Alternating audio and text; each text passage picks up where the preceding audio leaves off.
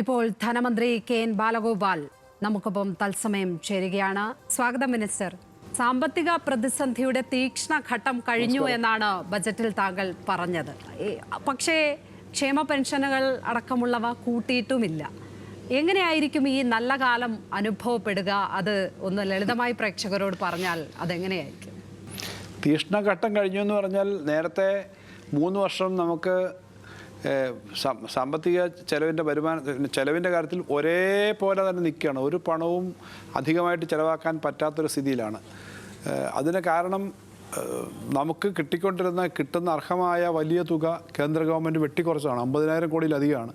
എന്നാൽ നമ്മൾ തനതായിട്ട് പണം ഉണ്ടാക്കിയോ എന്ന് ചോദിച്ചു കഴിഞ്ഞാൽ ഈ കഴിഞ്ഞ 3-4 വർഷം കൊണ്ട് 47,000 കോടിയിൽ നിന്ന് നികുതി വരുമാനം, സ്റ്റേറ്റിൻ്റെ തനത് നികുതി വരുമാനം 80,000 കോടിയിലധികം വർദ്ധിച്ചു. എന്നിട്ടും നമുക്ക് മുന്നോട്ട് പോരാൻ പറ്റാഞ്ഞത് വെട്ടിക്കുറവ് കാരണമാണ്. അപ്പോൾ 60,000 കോടിക്കപ്പുറം ചിലവാക്കാൻ പറ്റുന്നില്ല. അതുകൊണ്ട് തന്നെ പലതും കൊടുക്കാൻ പറ്റുന്നില്ല. അല്ലെങ്കിൽ വർദ്ധിപ്പിക്കുക മാത്രമല്ല, സമയത്ത് കൊടുക്കാനും തീർക്കാനും പറ്റാത്ത സ്ഥിതിയിലേക്ക് നിൽക്കുക. അല്ലെങ്കിൽ ഒരു അഡീഷണൽ പ്രൊജക്റ്റ് എടുക്കാൻ പറ്റുന്നില്ല. പക്ഷേ ഈ വർഷം, കഴിഞ്ഞ വർഷം 1,59,000 കോടിയായിരുന്നു ചിലവെങ്കിൽ ഈ വർഷം 1,78,000 കോടിയോളം വരും എന്നാണ് ബഡ്ജറ്റ് രേഖ. ഏകദേശം അതിനടുത്തേക്ക് എത്തും. 18,000 കോടി അങ്ങനെ വർദ്ധിപ്പിക്കാൻ ഇത്രയും തടസ്സം ഉണ്ടായിട്ട് നമുക്കിത് ആദ്യമായിട്ട് കഴിഞ്ഞ 4 വർഷത്തിനിടയിൽ വർദ്ധിപ്പിക്കാൻ പറ്റിയത് ഇപ്പോഴാണ്. എന്ന് പറഞ്ഞാൽ ഇഷ്ടംപോലെ പണം ഉണ്ടെന്നല്ല ഞാൻ പറഞ്ഞത്. ഒരു നല്ല പോസിറ്റീവായ മാറ്റമുണ്ട്. ആ മാറ്റം അടുത്ത വർഷമാകുമ്പോഴും ഇതേപോലെ കുറച്ചുകൂടെ മാറ്റം വരും. ആ മാറ്റത്തിൻ്റെ ഭാഗമായിട്ട് ക്ഷേമ പെൻഷൻ എന്ന് പറയുന്നത് ഇപ്പോൾ ഒരു 100 രൂപ കൊടുക്കുന്നുണ്ടോ 200 രൂപ കൊടുക്കുന്നുണ്ടോ എന്നുള്ളതിലേക്കല്ല എത്തേണ്ടത്. 5 മാസക്കാലം ക്ഷേമ പെൻഷൻ കുടിശ്ശികയായിരുന്നു കഴിഞ്ഞ ഒരു 6-7 മാസം മുമ്പ്. ഇപ്പോൾ ആ കുടിശ്ശികയിൽ 2 മാസം ഈ വർഷം കൊടുത്തു എന്ന് പറഞ്ഞാൽ 2,000 കോടി കൊടുത്തു. അടുത്ത വർഷം 3,000 കോടി കൂടെ കൊടുക്കും. ബാക്കി റെഗുലറായിട്ടും കൊടുക്കുമെന്ന് പറഞ്ഞു. അത് കഴിഞ്ഞിട്ടാണല്ലോ ബാക്കി കാര്യങ്ങൾ ചിന്തിക്കുക. അപ്പോൾ അത്രയും ചെയ്യാൻ പറ്റുന്നു. 2 സർക്കാർ ജീവനക്കാർക്ക് ഒരു DA അടുത്ത ഏപ്രിലിൽ പ്രഖ്യാപിച്ചു കഴിഞ്ഞു. 750 മുതൽ ഒരു 5,000 രൂപ വരെ ഒരാൾക്ക് മാസം വർധന കിട്ടുന്നതാണത്. അവരുടെ പെൻഷൻ പരിഷ്കരണത്തിൻ്റെ കുടിശ്ശിക 2 ഗഡു ഇപ്പോൾ കൊടുക്കാൻ തീരുമാനിച്ചു. അതൊരു 2,000 കോടി രൂപയിലധികം വരും. പിന്നെ പെൻഷൻകാരുടെ പെൻഷൻ പരിഷ്കരണത്തിൻ്റെ ഒരു കുടിശ്ശിക ആകെ ബാലൻസ് ഉണ്ടായിരുന്നു കൊടുക്കാൻ 600 കോടി. അതും ഇന്ന് കൊടുക്കാൻ തീരുമാനിച്ചു.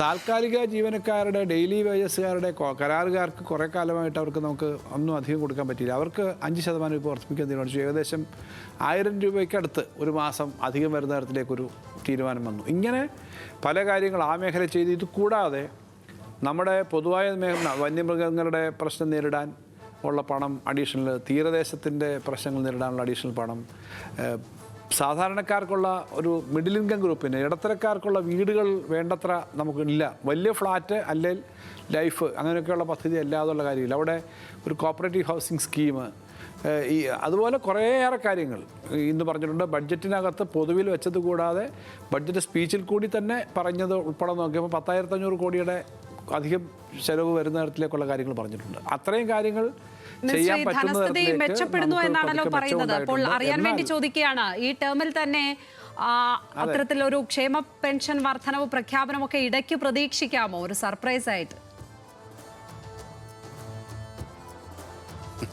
സർപ്രൈസ് ആയിട്ടൊന്നും പ്രതീക്ഷിക്കുന്നത് എങ്ങനെ പ്രതീക്ഷിക്കാൻ ഇപ്പം പറ്റും? എന്തായാലും 3 മാസത്തെ കൊടുത്തു തീർക്കാനുള്ളത് അടുത്ത വർഷം പിന്നെ കൊടുക്കും. ആദ്യം തന്നെ അതിനുള്ള സ്റ്റെപ്പ് തുടങ്ങും. പിന്നീടുള്ളത് സർപ്രൈസ് ആകുമ്പോൾ സർപ്രൈസ് അങ്ങനെ നേരത്തെ പറയുന്നത്. എന്തായാലും ഇപ്പോൾ സർപ്രൈസ് ഒന്നും പറയാൻ പറ്റുന്ന സ്ഥിതിയിലില്ല. ഇത് കൊടുത്തു തീർക്കുക എന്നുള്ളതാണ് ഏറ്റവും പ്രധാനപ്പെട്ട കാര്യം. അത് ചെയ്യും. അത് ആ കമ്മിറ്റ്മെൻറ്റാണ് ആദ്യം നടത്താൻ പോകുന്നത്. ചെറിയ തുകയല്ല, 3,000 കോടി കൊടുക്കണ്ടേ, അത് കൊടുക്കും.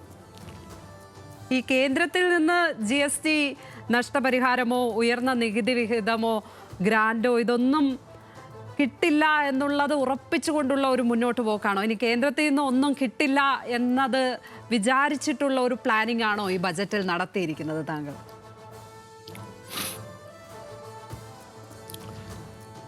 ഈ ബജറ്റിനകത്ത് നമുക്ക് അഷ്വേർഡ് ആയിട്ടുള്ള കാര്യം അവർ പറയാത്തടത്തോളം കാര്യം ഇത് ബജറ്റിൽ കാണിക്കാൻ പറ്റില്ല. ബജറ്റ് എല്ലാത്തരം സ്കൂട്ടണിക്കും വിധേയമാണ്. ഇപ്പോൾ ആക്ച്വലി നമുക്കിപ്പോൾ കിട്ടാവുന്നതിൻ്റെ അടിസ്ഥാനത്തിൽ ലിമിറ്റ് ചെയ്ത് അതിനകത്ത് നിന്ന് മാത്രമാണ് പ്ലാൻ ചെയ്തേക്കുന്നത്. എങ്കിലും ആ പ്ലാനിങ് നടത്തുമ്പോഴും ഞാൻ നേരത്തെ പറഞ്ഞു 1,78,000 ഈ വർഷം വരും. അടുത്ത വർഷം അതൊരു 1,98,000 എന്നാണ് നമ്മൾ എക്സ്പെക്റ്റ് ചെയ്യുന്നത്.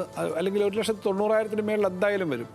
ആ ഒരു ഗ്രോത്ത് ഈ പറഞ്ഞ തടസ്സവാദങ്ങളൊക്കെ അവരുണ്ടാക്കിയാലും നമുക്ക് ഗ്രാൻഡ് സാധാരണ തരാനുള്ള എക്സ്ട്രാ പണം തന്നില്ലേലും അത് വെച്ചിട്ടാണ് മാനേജ് ചെയ്യാൻ പോകുന്നത്. പക്ഷേ അത്രയല്ല നമുക്ക് വേണ്ടത്. യഥാർത്ഥത്തിൽ നമുക്ക് കിട്ടാനുള്ള പണം കിട്ടുകയാണെങ്കിൽ നമുക്ക് 2,15 ലക്ഷം കോടിയിലേക്കൊക്കെ അടുത്ത വർഷം എത്തേണ്ടതാണ്. അത്രയും എത്തേണ്ടതാണ്. അതിലേക്ക് എത്താൻ പറ്റുന്നില്ല. അല്ലെങ്കിൽ നമ്മൾ ആക്ച്വലി എത്തുന്നതിനേക്കാളും 10-30,000 കോടിയും കൊണ്ട് അധികം നമുക്ക് കിട്ടേണ്ടതാണ്. അത് നമുക്ക് എത്താൻ പറ്റുന്നില്ല. പക്ഷേ നമ്മൾ പിന്നെ കുറച്ചുകൂടി സ്റ്റെപ്പ് ബൈ സ്റ്റെപ്പായിട്ട് കുറച്ചുകൂടി ഇമ്പ്രൂവ് ചെയ്ത് മുന്നോട്ട് പോകുന്ന സ്ഥിതി തന്നെയാണ് വരുന്നത്. ഈ വിഴിഞ്ഞത്തിന്റെ കാര്യത്തിലൊക്കെ വയബിലിറ്റി ഗ്യാപ്പ് ഫണ്ട് അത് കേരളം തനിച്ചു കണ്ടെത്തണം എന്നുള്ളതാണോ? വയബിലിറ്റി ഗ്യാപ്പ് ഫണ്ടിൻ്റെ കാര്യത്തിൽ തർക്കം ഉണ്ടാക്കിയതുകൊണ്ട് ഇപ്പോൾ അതിനുള്ള പണം കൂടി നമ്മൾ കണ്ടെത്തി കൊടുത്തിരിക്കുകയാണ്. പക്ഷേ എന്തായാലും ആ തടസ്സങ്ങളൊന്നും നമ്മുടെ വിഴിഞ്ഞം പോലൊരു പ്രൊജക്റ്റിനെ ബാധിക്കില്ല എന്ന ഉറപ്പ് നമുക്കുണ്ട്. അതിനുള്ള ആത്മവിശ്വാസത്തോടെയാണ് നമ്മൾ പ്രവർത്തിക്കുന്നത്.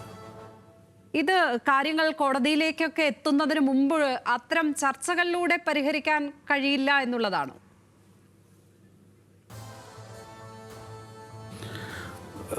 നമ്മൾ ചർച്ചയ്ക്ക് എപ്പോഴും തയ്യാറാണല്ലോ. കോടതിയിലേക്ക് പോവേണ്ടി വന്നതാണ്. ഇത്രയും സങ്കീർണമായൊരു കാര്യമായതുകൊണ്ട് അത് കോൺസ്റ്റിറ്റ്യൂഷൻ ബെഞ്ചിന് വിട്ടു. അത് കേസൊക്കെ വരുന്നതിന് എപ്പോഴാണെന്നറിയില്ല. കേന്ദ്ര സംസ്ഥാന ബന്ധത്തിൽ ഇങ്ങനെ കോടതിയിൽ പോകുന്ന അവസ്ഥയെ ഒഴിവാക്കേണ്ടതായിരുന്നു കേന്ദ്ര ഗവൺമെൻറ് ഇടപെട്ട്. അത് ഇനിയായാലും അവർ ഈ പ്രശ്നം പരിഹരിക്കാൻ വേണ്ടിയിട്ട് ന്യായമായ സമീപനം എടുക്കണമെന്നാണ് നമ്മുടെ അഭിപ്രായം. അങ്ങനെ ചെയ്യുന്നില്ല. അതാണ് ഇപ്പോഴത്തെ ദൗർഭാഗ്യം. ഈ വയനാട് പുനരധിവാസത്തിന് 750 കോടിയാണ്, 2200ഓളം കോടിയാണ് ചെലവ് പ്രതീക്ഷിക്കുന്നത്. കേന്ദ്രത്തിൽ നിന്ന് എന്താണ് പ്രതീക്ഷിക്കുന്നത് ഈ വയനാടിന്റെ കാര്യത്തിൽ?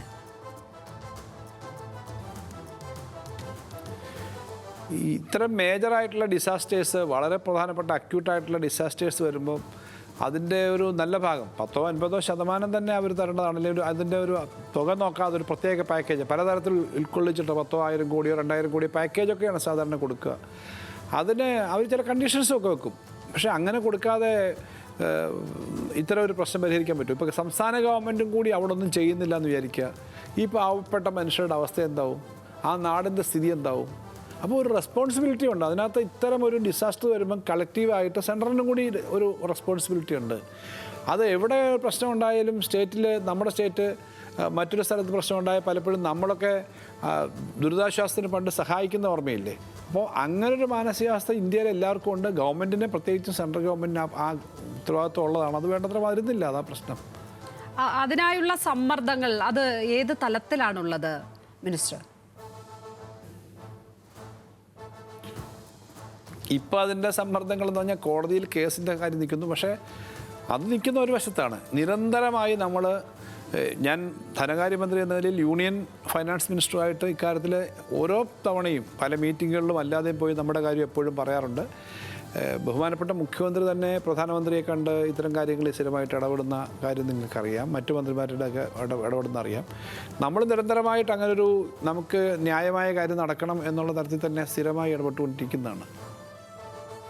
പൊതുവെ ഒരു വിമർശനം ഉയരുന്നത് കൊല്ലത്തിന് വാരിക്കോരി കൊടുത്തു, സ്വന്തം ജില്ലയ്ക്ക് വാരിക്കോരി കൊടുത്തു എന്നുള്ളതാണ് മിനിസ്റ്റർക്കെതിരെ വരുന്നത്. അതിനോട് എന്താണ് പ്രതികരണം? അങ്ങനൊന്നും വാരിക്കോരി കൊടുത്തിട്ടില്ല ഒരു ജില്ലയ്ക്കായിട്ട്. അങ്ങനൊരു ജില്ലയ്ക്കായിട്ട് വാരിക്കോരി കൊടുത്തിട്ടേ ഇല്ല. 1-2 പ്രാവശ്യം പരാമർശിച്ചത് വാരിക്കോരി കൊടുക്കുന്നതിൻ്റെ ഭാഗമായിട്ടല്ല. ഒരു റവന്യൂ മോഡൽ കിഫ്ബി IT പാർക്കിലുണ്ടാക്കിയത് കൊല്ലത്തിൻ്റെ ഒരു ഉദാഹരണം പറഞ്ഞു. അതിനകത്ത് ഒരു പണവും കൊടുക്കുന്നതല്ല. പക്ഷേ കേരളത്തിൽ ആദ്യമായിട്ട് ഒരു കോർപ്പറേഷൻ്റെ സ്ഥലത്ത് കിഫ്ബി IT ഡിപ്പാർട്ട്മെൻറ്റ് ചേർന്ന് IT പാർക്ക് ഉണ്ടാകുന്നു. അതിന്ന് റിട്ടേൺ കിട്ടുന്ന ഒരു മോഡലാണ്. ആ മോഡൽ കൊല്ലത്തായതുകൊണ്ട് എനിക്കും ആ കോർപ്പറേഷൻകാരുമായിട്ട് ബന്ധപ്പെടുത്തി ഇങ്ങനെ ചിന്നക്കട എന്ന് പറഞ്ഞ അവിടുത്തെ ടൗണിൻ്റെ സെൻറ്ററിൽ ചെയ്യാൻ പറ്റി. അതൊരു മോഡലാണ്. ഒരു പണവും സർക്കാർ കൊടുക്കുന്നതല്ല. 2 പിന്നെ കൊട്ടാരക്കരയിൽ സോഹോ എന്ന് പറയുന്നൊരു കമ്പനി, അവർ ഇൻ്റർനാഷണൽ വളരെ വലിയ കമ്പനി, അവർ വന്നിട്ട് അവിടെ ഒരു IT പാർക്ക് കൊടുക്കുന്നു. ഒരു പണവും സർക്കാർ കൊടുക്കുന്നതല്ല. അപ്പോൾ ഇങ്ങനെയുള്ള കാര്യങ്ങൾ പറയുന്നു. അതുപോലെ കേരളത്തിലെ പല സ്ഥലങ്ങളിലും ചെറുപ്പക്കാരായിട്ടുള്ള സംരംഭകർ നടത്തുന്ന വലിയ കാര്യങ്ങളെപ്പറ്റി ഞാൻ ബഡ്ജറ്റിൽ പറഞ്ഞു, പേര് പറഞ്ഞു. അത് ഈ വിമർശനത്തിൽ പെടുന്നതല്ല. അത്തരം ചില കാര്യങ്ങൾ നമ്മൾ ചൂണ്ടിക്കാണിക്കുന്നത് ഇങ്ങനെ നല്ല കാര്യങ്ങൾ ചെയ്യാൻ പറ്റും. അപ്പോൾ ഈ കൊല്ലത്തെ IT പാർക്ക് ഒരു മോഡലാണ് റവന്യൂ ഷെയറിങ്ങിൻ്റെ. അവിടെ നമ്മൾ പറയുന്നുണ്ട് ഈ പൈലറ്റ് പ്രോജക്റ്റ് വിജയിച്ചാൽ കേരളത്തിൽ 100 സ്ഥലത്ത് ഇതേപോലെയുള്ള പദ്ധതി ഉണ്ടാവും. അപ്പോൾ കൊല്ലം മാത്രമല്ല, കേരളത്തിലെ പല പ്രമുഖമായ പഞ്ചായത്തുകളും മുനിസിപ്പാലിറ്റിയും കോർപ്പറേഷനും നമുക്ക് പറയാം ഇവിടെ ഇന്ന കാര്യം വരുന്നു. അങ്ങനൊരു മോഡൽ ഉണ്ടാക്കാൻ വേണ്ടി പറഞ്ഞിട്ടുള്ളതാണ്. അല്ലാതെ നമുക്കൊരു പ്രദേശത്തല്ല. ഇപ്പോൾ തിരുവനന്തപുരത്ത് പിന്നെ എത്ര പദ്ധതികളാണ്, ഓരോ ജില്ല എടുത്തോളൂ. ഓരോ ജില്ലയിലും ധാരാളം പദ്ധതികൾ നമ്മൾ അനൗൺസ് ചെയ്യുന്നുണ്ട്. ഇനിയും അത്തരം പദ്ധതികൾ കൊടുക്കും. എല്ലാം പറഞ്ഞിട്ടില്ല എന്നുള്ളത് സത്യമാണ്. ഇങ്ങനത്തെ ചില പ്രത്യേക കാര്യങ്ങളുണ്ട് അടുത്ത് പറയുന്നതാണ്. ബഡ്ജറ്റിനകത്ത് ആകെ ഓരോ സ്ഥലത്തും എത്ര ഉണ്ടെന്ന് എനിക്ക് വ്യക്തിപരമായി അറിയാവുന്നതുകൊണ്ട്, പ്ലാനിന് എത്ര ഉണ്ടെന്ന് അറിയാവുന്നതുകൊണ്ട് എനിക്ക് അങ്ങനെ ആരെങ്കിലും പറഞ്ഞാൽ അതിനകത്തൊരു ആശങ്കയും തോന്നുന്നില്ല. അങ്ങനെ ചെയ്യുന്ന സ്ഥിതിയില്ല. ഇത്രയും കാലം നമ്മളാരും അങ്ങനെ ചെയ്യുന്നതല്ല. പക്ഷേ എല്ലാ സ്ഥലത്തും ഡെവലപ്മെൻറ്റ് വേണം. ഇപ്പോൾ വിഴിഞ്ഞം, കൊല്ലം, പുനലൂർ അതൊരു ട്രയാങ്കിൾ പറയുന്നതല്ലേ, പേര് പറയുന്നതല്ലാതെ വികസനത്തിന് വേണ്ടി പറയുന്നതല്ലേ.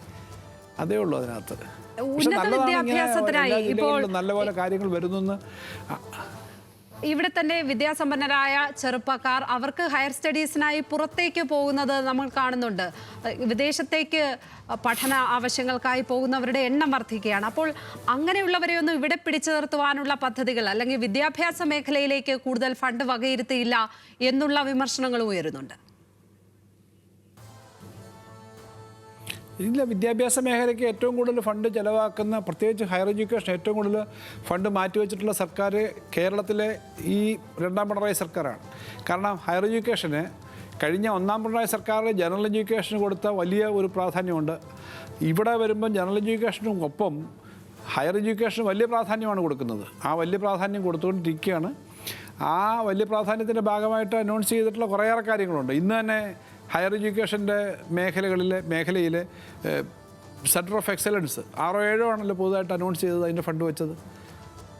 അതുപോലെ പിന്നെ കെ സ്പേസ് തുടങ്ങിയ സ്ഥാപനങ്ങൾ, പിന്നെ വലിയ അക്കാഡമിക് ഇൻസ്റ്റിറ്റ്യൂട്ടുകൾ, അതിനൊക്കെ വലിയ പണം വെക്കുന്നുണ്ട്. എന്ന് മാത്രമല്ല, കേരളത്തിൽ 20 കോടി രൂപയാണ് PhD വിദ്യാർത്ഥികൾ ഒരു സ്കോളർഷിപ്പ് കിട്ടാത്ത, അങ്ങനെ കുറേ പേരുണ്ട്. UGC ICT ഇല്ല, അല്ലെങ്കിൽ വേറെ യൂണിവേഴ്സിറ്റി ഇല്ല. അങ്ങനെയുള്ളവർക്ക് മുഖ്യമന്ത്രിയുടെ പേരിലുള്ള ഒരു സംരംഭം, ഒരു സ്കോളർഷിപ്പ് പദ്ധതി അനൗൺസ് ചെയ്ത് 20 കോടി രൂപ അത് കൊടുക്കുന്നുണ്ട്. 10,000 രൂപ വെച്ച് ഒരു മാസം കിട്ടുന്ന ഒരു പദ്ധതി.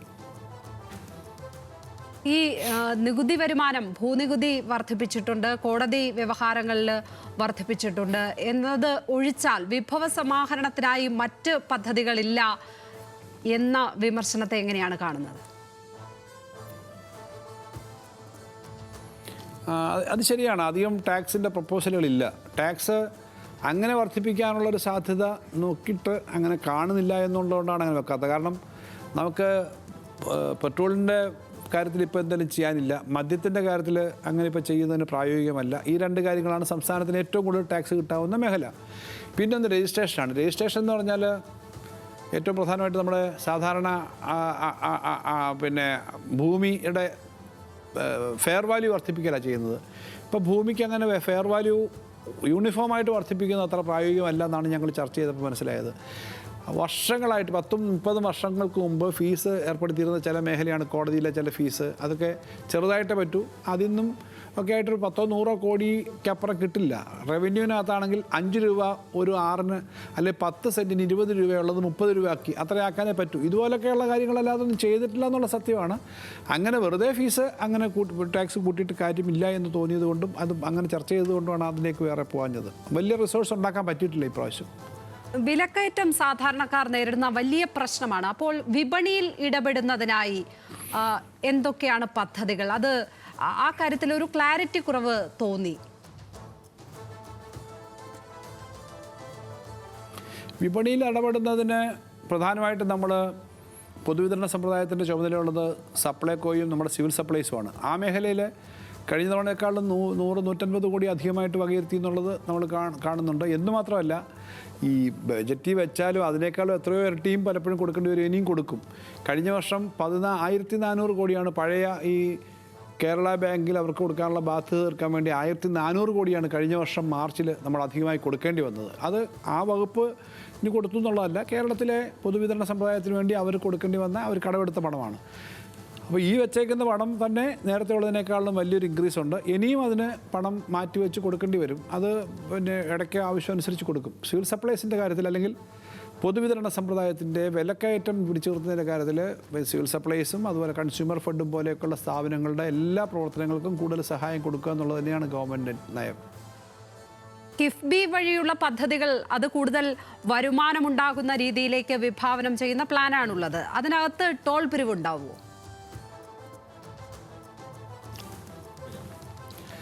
കിഫ്ബി വഴിയുള്ള കാര്യത്തിൽ ടോൾ പിരിവൊന്നും ഇപ്പോൾ ആലോചിച്ചിട്ടില്ല. പക്ഷേ കിഫ്ബി വരുമാനദായകമായ പരിപാടികൾ വേണമെന്ന് നമ്മൾ ആലോചിച്ചിട്ടുണ്ട്.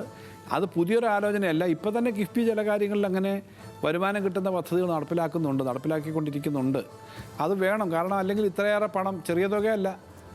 ഒരു 80,000 90,000 കോടിയുടെ പദ്ധതികളാണ് ഏറ്റെടുക്കുന്നത്. അതിനകത്തുനിന്ന് വരുമാനം കിട്ടുന്ന ലാഭകരമായി നടത്താൻ പറ്റുന്ന ചില സ്കീമുകൾ ഇപ്പോൾ തന്നെ ചെയ്യുന്നുണ്ട്. ഇനിയും റിട്ടേൺ കിട്ടുന്നത് ചെയ്തില്ലെങ്കിൽ കിഫ്ബി എന്ന് പറയുന്ന പ്രസ്ഥാനം മുന്നോട്ട് കൊണ്ടുപോകുന്നതിന് ബുദ്ധിമുട്ട് വരും. അപ്പം നല്ലൊരു ഭാഗം ഒരു വർഷം അവർ ചിലവാക്കുന്നതിൻ്റെ പകുതിയോളം പണം ഗവൺമെൻറ്റിൽ നിന്ന് ഗ്രാൻഡായിട്ടും മറ്റും കിട്ടുന്നുണ്ട്. ബാക്കി തുക കടമെടുക്കുന്നുണ്ട്. ആ കടം തിരിച്ചടക്കണം. ഇങ്ങനെ പല കാര്യങ്ങളുണ്ട് അതിൽ.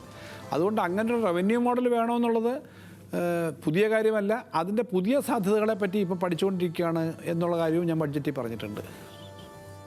ഈ കേന്ദ്ര സഹായത്തിന്റെ കാര്യത്തിൽ വല്ലാതെ ഞെരുക്കം അനുഭവപ്പെടുന്ന കാര്യം പറയുന്നുണ്ടായിരുന്നു. വയനാടിന്റെ കാര്യത്തിൽ ഇതുവരെയും കേന്ദ്രം ഒരക്ഷരം മിണ്ടിയിട്ടില്ല. സർക്കാരിന് ഈ കാര്യങ്ങളിൽ വേണ്ടത്ര മറ്റു കക്ഷികളുടെ പ്രതിപക്ഷത്തിന്റെ അടക്കം പിന്തുണ കിട്ടുന്നില്ലേ കേന്ദ്രത്തിൽ ഈ വിഷയങ്ങൾ സമ്മർദ്ദം ശക്തമാക്കുന്നതിന്? കേരളത്തിലെ എംപിമാർ കേന്ദ്ര ഗവൺമെൻറ്റിൻ്റെ ബഡ്ജറ്റിലെടുത്ത സമീപനത്തെ പറ്റിയും പൊതു സമീപനത്തെ പറ്റിയൊക്കെ ശക്തമായ പ്രതിഷേധം ഉന്നയിച്ചിരുന്നു.